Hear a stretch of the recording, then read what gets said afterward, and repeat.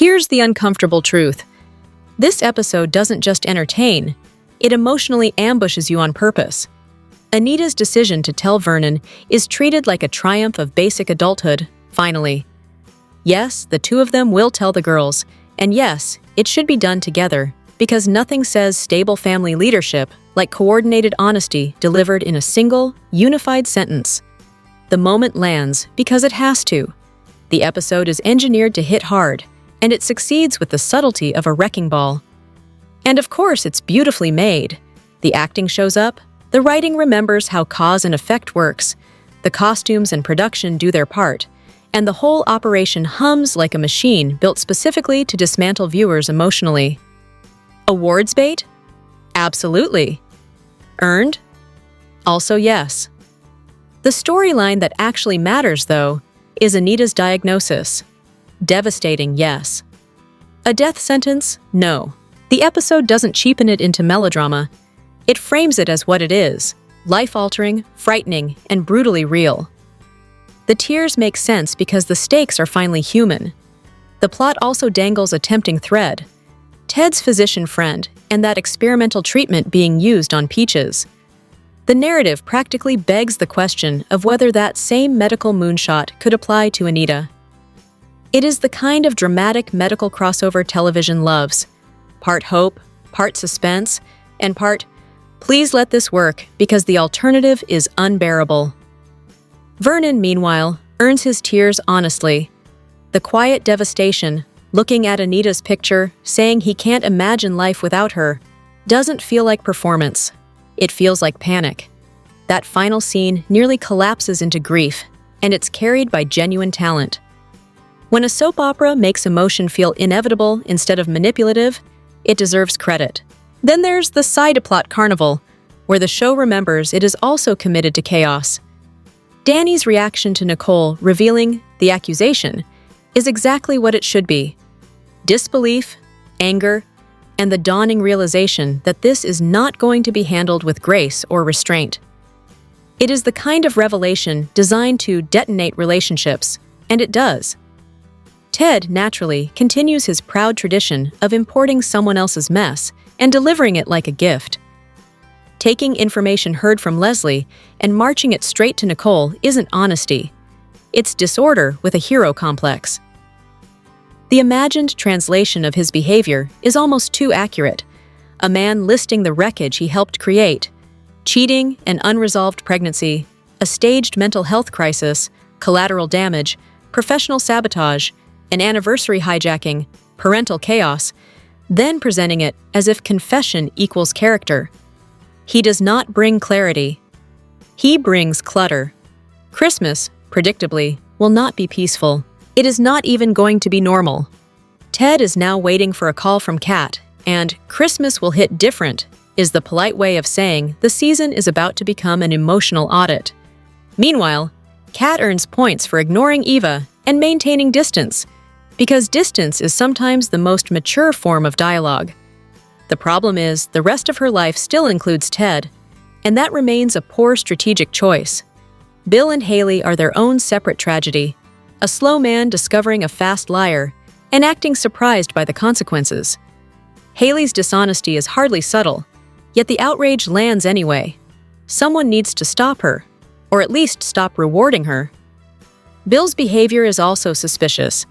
Admitting he faked a medical crisis suggests he heard something significant, possibly Hayley on the phone with Randy, and the storytelling feels like it skipped a step. Either a scene was missed, or the plot is gambling that confusion counts as intrigue. Then Bill has the audacity to blame Hayley for his marriage, which is less accountability and more auditioning for villainy. He is clearly up to something, and the show is not exactly hiding the knife behind its back. On top of that, the visual shorthand is doing work. Bill losing his chisel is not a fitness note, it's a character note. This is a man softening while telling himself he is sharpening. And yes, politics. The denial that Bill would go into politics ignores the most obvious rule of television. When writers start placing breadcrumbs, they intend a feast. The conversation with Joey and the escalating signals are not accidental. The legal storyline is aging, And the show is laying track for a new arena where Bill can weaponize charisma, ego, and plausible deniability on a larger stage. The writing is not subtle. It is preparatory. As for Eva, the hysteria around her scene is overplayed. The significant detail is not outrage, it's that boundaries held. Kat and Eva kept their distance, and the episode quietly confirmed that distance is currently the healthiest relationship dynamic available. So yes, grief, betrayal, medical hope, holiday volatility, and the ongoing parade of bad decisions dressed up as destiny. The episode works because it understands what this genre does best: break hearts with one hand while setting the next disaster with the other, then act offended that anyone noticed. Stop calling Ted clueless. Clueless is forgetting a birthday. This is a masterclass in choosing harm. BTG had better be hiding a miraculous cure for Anita somewhere in that melodramatic toolkit, because the storyline has been suffocating under the weight of grief, tears, and everyone's sudden desire to make tragedy their personal brand. At a certain point, the show stops being drama and starts feeling like an endurance test, and while the writers are busy dragging viewers through the emotional mud, the characters are doing what they do best, making everything worse with enthusiasm. Dr. Theodore Richardson, for instance, continues to demonstrate a rare talent for self-sabotage. The man speaks the way some people juggle knives, confidently, recklessly, and with absolutely no awareness of the inevitable bloodshed. Any microscopic chance he had of repairing things with Nicole has now been erased. Not weakened, not compromised, gone. His behavior is no longer merely foolish, it is actively cruel. The infidelity, painful as it was, might have been survivable under the right conditions, but Ted had a decisive moment when Dana returned. An opportunity to finally tell the truth, protect Nicole from further humiliation, and show something resembling loyalty. Instead, he chose self-preservation, then doubled down by allowing the same person who helped dismantle his marriage to remain nearby, involved, and influential. That is not carelessness. That is a choice to keep reopening the wound and acting surprised when it bleeds. It also raises a question that should never be complicated. Why would Ted carry anything from Dana to Nicole at all? Since when did messenger for the woman who helped wreck the relationship become an acceptable role for a husband trying to salvage his marriage? If this were not enough, Ted apparently found time to spread gossip about cheating men, as though moral authority is something that can be purchased with selective amnesia. A man who had his son eating ice cream alongside the child of his mistress has no business delivering sermons on betrayal. He should consider silence. It would be his most persuasive performance. Meanwhile, Leslie remains what she has always been, disturbingly comfortable in other people's business. If restraint were a virtue in this universe, she would be a cautionary tale. Somehow, despite the chaos Ted generates, Leslie is still winning, not because she is right, but because she is persistent, and persistence often passes for power on television. The emotional fallout is spreading in predictable directions. Vernon, at least, shows signs of being human. His hurt is valid. No one is disputing that. But when the crisis belongs to his wife, the appropriate response is support, not self-centering. She processed devastating news the best way she could, by leaning on the people closest to her. The correct move is to stand beside her, not punish her for the order in which she shared it. Stress is not a gift. It does not help. It does not heal. It only makes a bad situation worse. Elsewhere, the rivalry machine keeps humming. Kat and Eva are locked in that familiar loop. Kat jealous of Eva jealous of Kat, both acting as though scarcity is a personality trait. The situation does not require choosing one woman to despise in order to tolerate the other. The childish insistence that admiration must be exclusive only makes both sides look smaller. Eva's entrance, in particular, had all the subtlety of someone arriving not for conversation, but for validation. She expected agreement when she implied Kat would not be there, an invitation for others to clap along. Instead, she got Kat. The moment collapsed. The disappointment was loud, the irony even louder. She was operating on outdated conflict, unaware that reconciliation had already happened and that Martin's earlier commentary came from anger rather than truth. The result was predictable. Kat still holds the room. Kat still holds the loyalty. Eva miscalculated and wore it. Even the peripheral details feel oddly bleak. Smitty appears to have no family members in existence. None, anywhere, not even a distant relative who could be summoned for a single scene. It is less mysterious backstory and more production oversight wrapped in convenience. And speaking of production, the background music needs to stop auditioning for the role of main character. When the soundtrack is louder than the dialogue, it is not atmosphere. It is sabotage. If the audience has to strain to hear the actors, the show is not cinematic. It is incompetent. As for the rest of the dominoes, they are already wobbling. The buyers pulled out, because of course they did. Stability is forbidden in this storyline. Bill is behaving differently, as though he knows something about Hayley and is trying to disguise it with performative calm. Then there is Joey, circling with the subtlety of a professional instigator, seemingly prepared to use Hayley to steer Bill toward politics through leverage that looks suspiciously like blackmail. And throughout all of it, the emotional temperature stays set to weep. Enough. The constant crying has turned the show into a parade of misery, and it is exhausting. The moment Vernon broke down may have landed, because it felt real. But if every episode ends in tears, the impact disappears. Tragedy cannot be the only tool in the box. What remains, then, is the one satisfaction drama always promises: the reckoning. Ted will eventually be forced to swallow the truth he refused to protect, and the crow he is destined to eat has never looked more deserved. Stop calling this drama if the plot can't even answer where the poison went.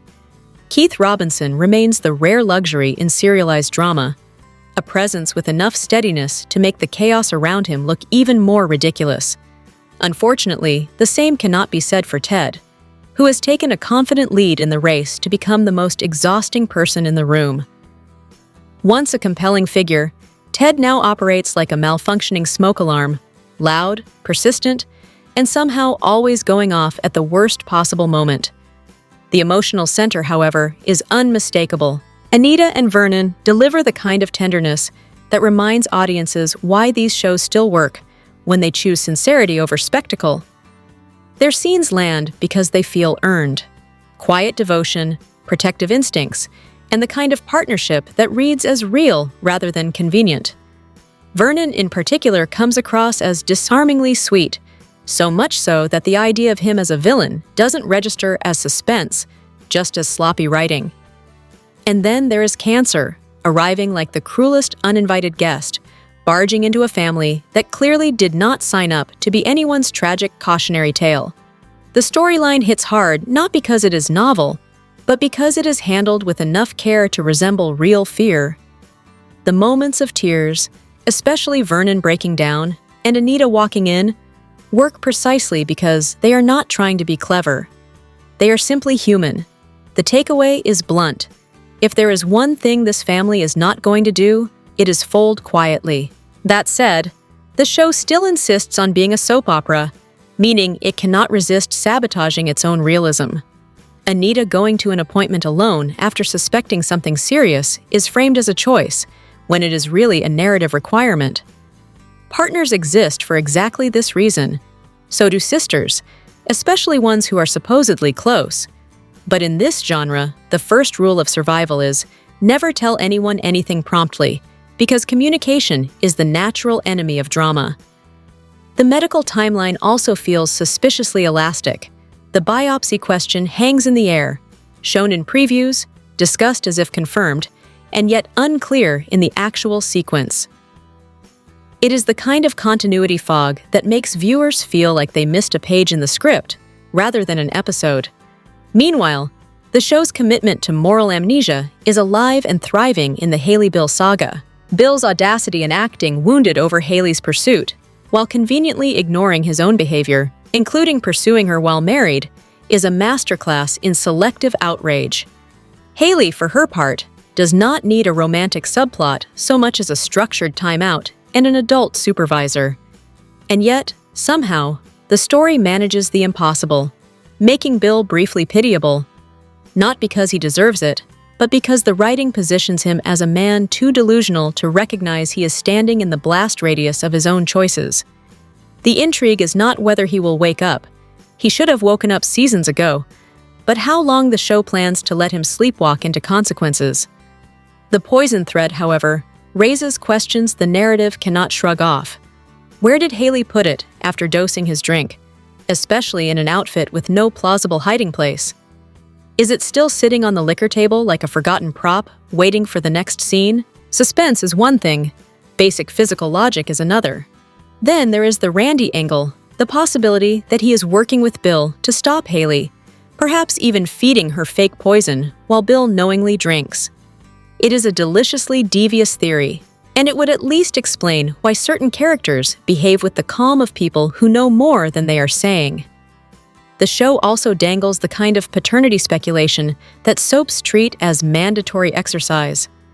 With the reveal around Leslie's mother, the idea that Vernon could be the father hovers in the background, less as certainty and more as the genre's favorite hobby, rearranging family trees until no one knows who belongs to whom. As for Vernon and Sharon, the situation reads less like an affair and more like an unresolved complication the show is weaponizing for suspense. The emotional evidence, Vernon's grief, his devotion, the way his love for Anita plays on screen, does not align with the cheating narrative. If the story insists otherwise, it risks making the character incoherent just to keep the rumor mill spinning. What matters now is what Sharon tells Tracy, because whatever that conversation contains is clearly being positioned as an accelerant. Elsewhere, the series shows surprising competence in the storylines that actually focus on relationships rather than gimmicks. The father-daughter bond between Ted and Eva stands out as one of the few threads with genuine warmth and dimension, even when Ted's broader behavior strains patience. Danny's rebound arc also deserves credit. Her recovery feels active rather than cosmetic, and her evolving connection with Andre is paced with enough restraint to feel like development instead of desperation. Then comes Vanessa, who is not so much a character as a walking justification memo. She appears determined to repaint Doug as a monster to excuse her own behavior and parenting failures, all in service of chasing Joey while pretending it is noble, inevitable, or misunderstood. It is not. It is selfishness wrapped in narrative self-defense, and it is as transparent as it is unpleasant. The show's smartest decision is allowing the cancer storyline to resonate beyond the screen. For anyone who has watched a loved one battle aggressive breast cancer, metastatic or otherwise, the scenes do not feel like entertainment. They feel like memory. They echo the raw, cruel math of prognosis, the fragile miracles of borrowed time, the final family trip that becomes both gift and goodbye. The episode earns its tears because it reflects a truth that does not need embellishment. Cancer does not negotiate, and grief does not arrive politely. And in the middle of all that, plot twists, poison logistics, paternity guesses, and moral hypocrisy, the series manages to do what it rarely does with consistency. It stops performing and starts feeling. When it chooses that lane, it is not just watchable. It is devastating. Everyone is focused on the cancer storyline, and yes, it's devastating. But the real scandal is how quickly certain people turn tragedy into leverage. Brace accordingly. This episode was less evening entertainment and more public service announcement with bonus emotional damage. A special report apparently needed a large chunk of airtime because nothing complements a fragile storyline like interrupting it mid-bleed.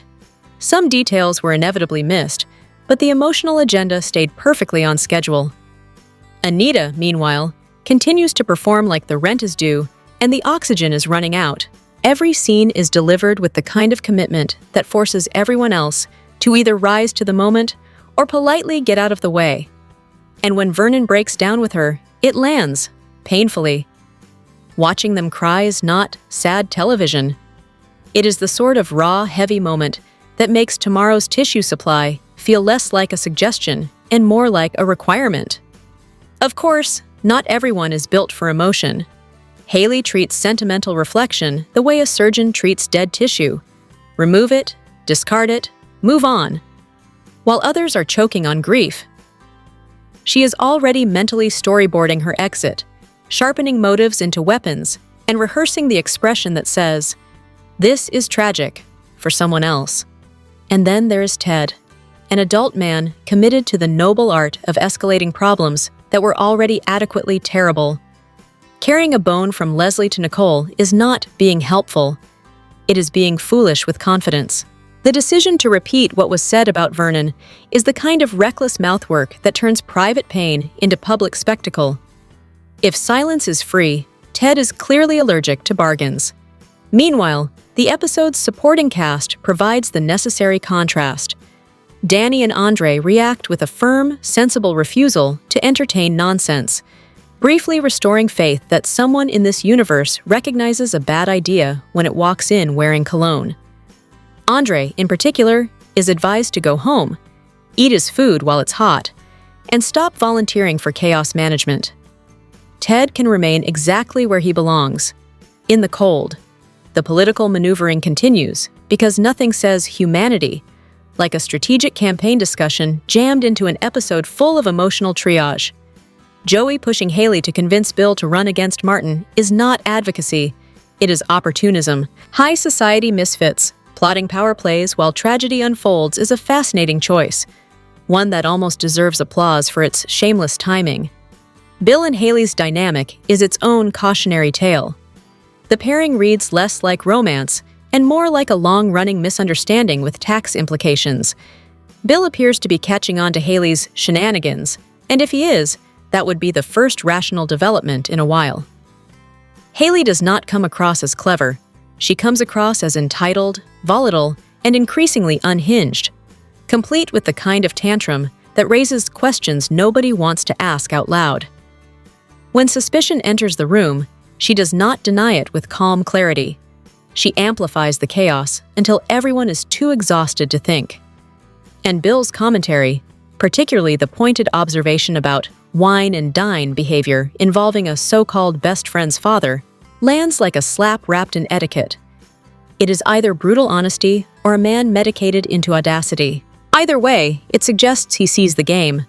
Or at minimum, he sees enough to stop pretending.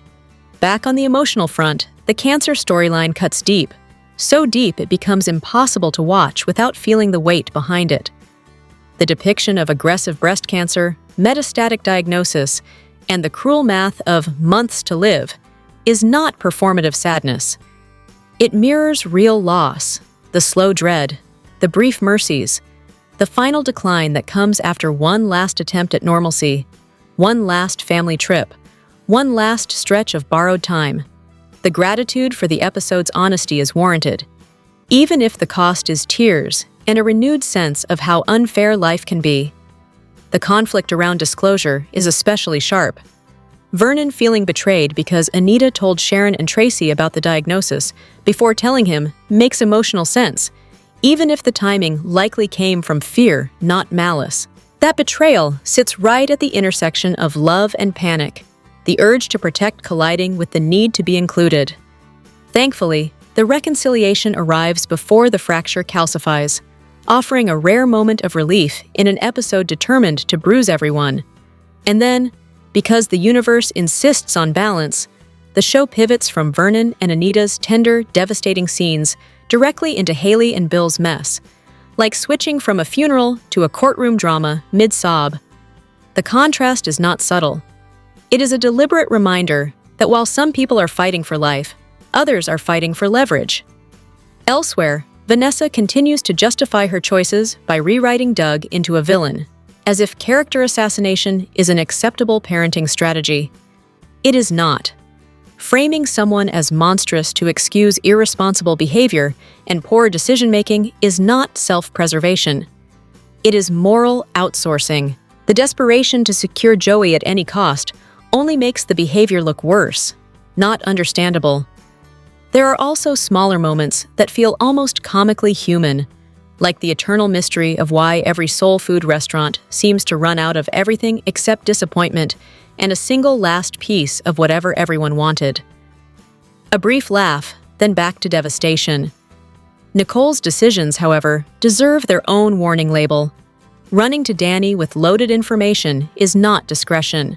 It is volatility with a handbag. Ted trying to crawl back into the Dupree orbit only compounds the mess, because nothing resolves betrayal like adding a gossip relay runner. In the end, the episode delivers exactly what it promises. Emotional heaviness anchored by powerhouse performances, especially from Anita, and sharpened by the relentless foolishness of people who cannot stop talking, plotting, or spiraling. If the goal was to make viewers cry, question everyone's judgment, and prepare for the next round with tissues and suspicion, mission accomplished. Here's the uncomfortable truth. The cancer storyline isn't the most dangerous thing in this family. Ted is. Anita's diagnosis lands with the kind of quiet devastation that doesn't need background music or dramatic camera angles. One sentence, not knowing how to do cancer, does the work of an entire season's worth of monologues. It is raw, disorienting, and terrifying in the way only real fear can be.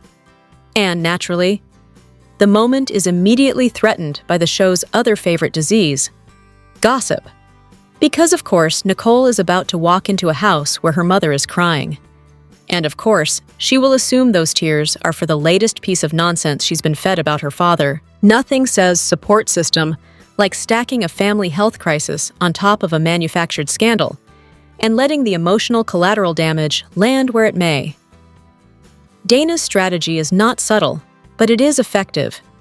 Plant the affair idea, tell Ted, and rely on him to sprint toward Nicole like a courier for bad decisions. The results are predictable. Nicole turns on Ted, the family fractures further, and Dana gets exactly what she wanted. This is not mere villainy. It is calculated manipulation with a smirk. Evil, yes. Also competent. Ted, meanwhile, continues his proud campaign to be the most enthusiastic participant in his own downfall. Repeating information sourced from Leslie, an instigator with all the credibility of a lit match in a fireworks factory, was not an accident. It was a choice. Ted doesn't verify, doesn't pause, doesn't consider consequences. He simply broadcasts. Then he looks surprised when Nicole shuts him down with the efficiency of someone who has already wasted enough time entertaining his concerns. Nicole's response is the rare moment of adult behavior in a room full of theatrics. Denial, perhaps, but at least it comes with thought. She processes, she questions, she refuses to swallow recycled rumors simply because they arrive wearing Ted's serious face. And if the source of the intel is Leslie, the appropriate reaction is not concern. It is laughter, dismissal, and a polite reminder that credibility matters. Ted should have gone to Vernon directly if he had even a trace of integrity. A real confrontation doesn't start with a gossip relay. It starts with the person being accused. Instead, Ted chooses maximum mess with minimum sense. The situation becomes so absurd that it invites speculation that he has suffered a head injury or been replaced by a less intelligent stand-in. It would at least explain the commitment to hearing Leslie speak and deciding, yes, this sounds reliable.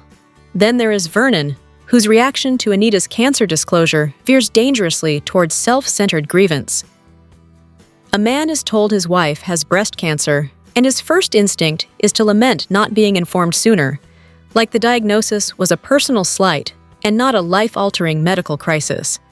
Anita explains why she didn't tell him immediately, and the only correct response is compassion, not wounded pride. If this is the important time he feels excluded from, perhaps he might consider the equally important detail that she is the one with cancer. Vernon's anger reads like a textbook man moment, the reflex to translate a woman's suffering into a referendum on his feelings. That impulse needs to be shut down quickly. This is not the time for betrayal theatrics. This is the time for steadiness, humility, and the kind of support that doesn't require applause. The emotional scenes between Vernon and Anita are powerful precisely because they flirt with authenticity, tears, tenderness, fear, until ego barges in like an uninvited guest. The show earns real credit for highlighting triple-negative breast cancer, a subject too often reduced to vague health scare shorthand. Treating it as something specific and serious matters. Representation of that reality is more than plot fuel. It is information and visibility that audiences genuinely need.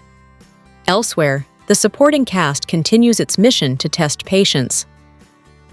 Naomi is leaning hard into exhaustion as a personality trait, demanding more from Jacob while offering little clarity about what would ever be enough. Hayley, meanwhile, keeps spiraling in a way that isn't compelling so much as aggressively irritating, performative, inconsistent, and exhausting. The mask slips, the real version shows up, and the effect is less revelation than confirmation. There is only so much whining, fakery, and chaos one character can generate before the most rational viewer begins wishing for a simple button labeled "Remove from Scene." And if Hayley's behavior weren't already disqualifying, the casual reminder that she is capable of trying to kill her husband should eliminate any remaining expectation that she deserves to get what she wants. There are limits. Even in soap logic. On the lighter side, the reunion between June, her sister, and the kids offers a rare moment of warmth, an actual blessing rather than a setup for the next betrayal. The calmer stretch leading into the holidays feels earned, a brief exhale before the inevitable return of conflict-driven writing.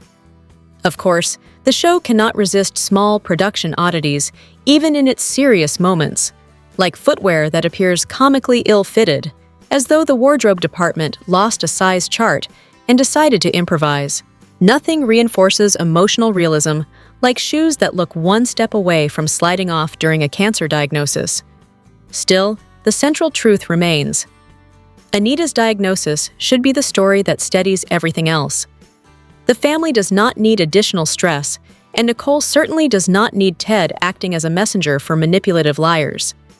Dana plays the long game, Ted plays the fool, Vernon flirts with self-pity, and Anita carries the weight of the entire narrative as the matriarch the story clearly cannot afford to lose.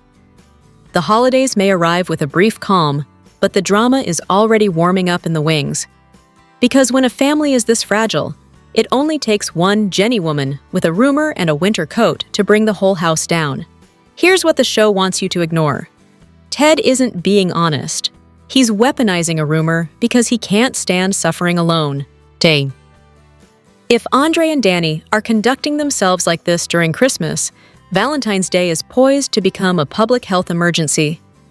The show is determined to remind everyone, daily, repeatedly, and with unwavering commitment, that these two are in bed. Yes, understood. The sheets are in peril. The point has been made several times. Meanwhile, Ted has apparently mistaken personal growth for a personal sabotage and is working overtime to prove it. Ted's latest accomplishment is sprinting to Nicole with a rumor that Vernon is allegedly having an affair with Sharon, delivered with all the confidence of a man holding absolutely no proof. The source, of course, is Leslie, a figure whose credibility should come with a warning label and a waiver. Yet Ted accepts the claim as gospel, never pausing to do the radical, groundbreaking thing called asking Vernon directly. This is the same Vernon he supposedly respects. Respect, apparently, is now expressed by broadcasting unverified allegations about someone's private life. And for what purpose, exactly? If the goal is to ensure Nicole never even considers reconciliation, then yes, brilliant strategy. Nothing says "trust me again" like running to an ex-wife with explosive information you didn't confirm, can't substantiate, and shouldn't have been sharing in the first place. It reads less like concern and more like a man seeking company in his misery. There is a difference between honesty and opportunism. Ted has chosen the latter and called it virtue. To make it even more absurd, the moral justification is served up as a righteous crusade. The idea that secrets are unacceptable, so the rumor must be delivered immediately. Convenient logic, especially when the question remains, who exactly decided what qualifies as important enough to tell Nicole, and what doesn't? Ted is framed as the villain no matter what choice he makes, but this particular choice comes with an added bonus: humiliation. He didn't just tell her, he stunned her. And if Nicole asks the obvious question, how is this known to be true? The answer will be a confession of gullibility. Leslie said so. A man should not be this eager to look foolish in public. This is not simply poor judgment. It is character assassination, executed one reckless decision at a time. The writing is almost impressively consistent in making Ted look dumber, more desperate, and increasingly delusional, as though there is a competitive sport underway to see how deep the hole can get. And while he's digging, the person who helped destroy his marriage is casually moving on to target another married man, because apparently chaos is a career path. Yet somehow, this is the man being floated as an option for Shanice. No, Shanice does not need a partner who specializes in panic, poor discernment, and self-inflicted catastrophe. She needs someone protective, stable, and strong-minded. Ted is none of those things. Ted is a cautionary tale with legs. And if this rumor drop was Leslie's move in a longer game, it was almost too clean. Earlier, there was already talk of ensuring Ted and Nicole never reunite. Then, right on schedule, Leslie hands Ted a rumor designed to detonate whatever hope is left. Ted, obedient as ever, delivers the bomb himself. If the mission was to keep Nicole and Ted permanently separated, then congratulations. Using Ted's lack of skepticism as the weapon is disturbingly effective. While Ted is lighting fires, the Kat and Eva situation unfolds with a different kind of tension. Quiet shade, controlled expressions, and the sort of restrained hostility that soap operas treat like fine art. There was no screaming match. There was no direct confrontation. Neither woman said anything to the other, which is precisely why it worked. Eva didn't expect Kat to be there. Kat clearly arrived with a plan. What would be done and what would not. And despite whatever facial expressions were exchanged, both kept themselves contained. It takes two to tangle, and neither took the bait. That said, the subtext wasn't exactly subtle. Kat positioned herself front and center, claiming space the way some people claim oxygen. Eva, for her part, stayed put, even while Kat deliberately showcased a conversation with her niece like a conversational trophy. It was intentional. Eva knew it. Kat knew Eva knew it, and the silence did all the shouting for them. Naturally, this didn't stop Eva from adding her own contribution, arriving with a snotty remark delivered in a tone that managed to be both distasteful and unnecessary. If there was a subliminal message floating around in Kat's speech, Eva's entrance made sure it landed with the elegance of a thrown brick. Still, the irony in that Eva is routinely credited with being the bigger person, simply because she didn't verbally interrupt. Giving someone space is not the same thing as being gracious. Sometimes it's just strategy. And while Eva is quick to declare how hard she has tried to make peace with Kat, the evidence remains suspiciously thin. Kat has at least been shown attempting a gesture, showing up with a gift from her collection, attempting a soft approach, only to walk into a situation involving Tomas. The question remains, where, exactly, is the concrete example of Eva reaching out? Not the claim, the action.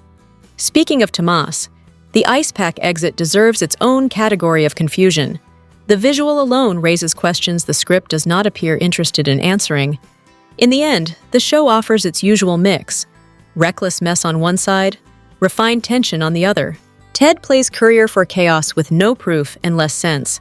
Danny and Andre turn intimacy into a recurring subplot, and Kat and Eva keep their feud polished enough to pass as civility.